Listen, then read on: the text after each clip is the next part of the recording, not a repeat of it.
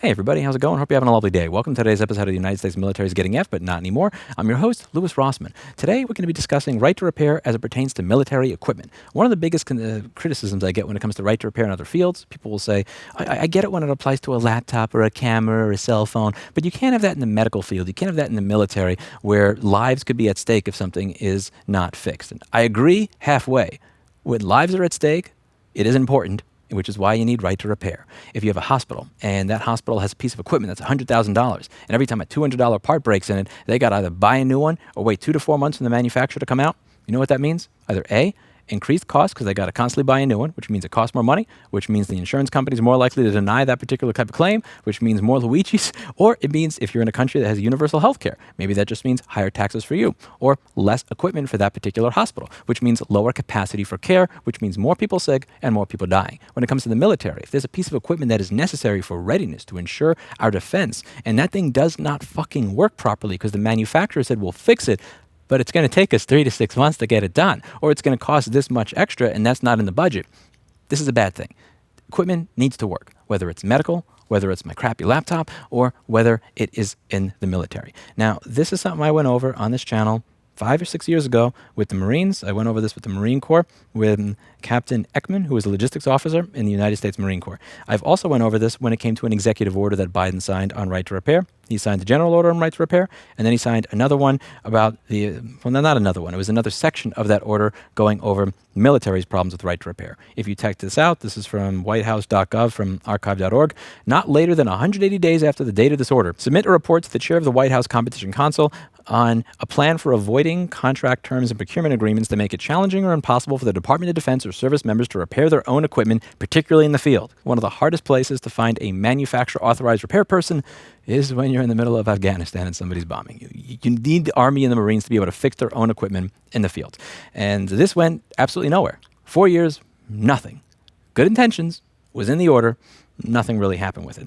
Here, I want to read you something from the Secretary of the Army. I'm not going to read the entire document, but I'm going to read the section that is relevant to right to repair. As Secretary, my foremost responsibility is to ensure the lethality of our Army and the defense of our nation, the United States, and its people. The President gave us a clear mission: achieve peace through strength. To achieve this, the United States Army must prioritize defending our homeland and deterring China and the Indo-Pacific region. Deterring war, and if required, winning on the rapidly evolving battlefield requires soldiers who are physically and mentally resilient, rigorously trained, and equipped with the best technology available. To accelerate modernization and acquisition efficiency, the Secretary of the Army shall identify and propose contract modifications for right to repair provisions where intellectual property constraints limit the Army's ability to conduct maintenance and access the appropriate maintenance tools, software, and technical data, while preserving the intellectual capital of American industry. Seek to include right to repair provisions in all existing contracts and also ensure those provisions are included in all new contracts. This is something that needs to happen. And if you're not really aware of how much fuckery occurs in this particular industry, I highly suggest that you take a listen to this. You hear all these people talking about fraud, waste, and abuse. You hear that as a buzzword every single time I turn on the television. And one of the things that I've noticed is all the people talking about fraud, waste, and abuse, they're not going through one of the largest line items in our budget in the United States, which is the military, where there is an exceptional amount of fraud, waste, and abuse that's been documented for over 20 years. If you're a taxpayer, I'm just going to give you a chance to lower the volume, turn off your television, if you don't want your blood pressure to go up. Are you ready? This, Bill, is an oil pressure switch that NASA used to buy. Well, their oil switch with all of the cabling cost $328. This oil switch, we paid over $10,000 for it. So what accounts for that huge difference? Gouging. What else can account for it? That guy's awesome. It goes on for an hour. The amount of fraud, waste, and abuse within forget about the rest of the military budget, just the repair section, the right to repair section in and of itself is probably tens to hundreds of billions of dollars over the past several years. That's just been fucked away because nobody's really putting in that effort.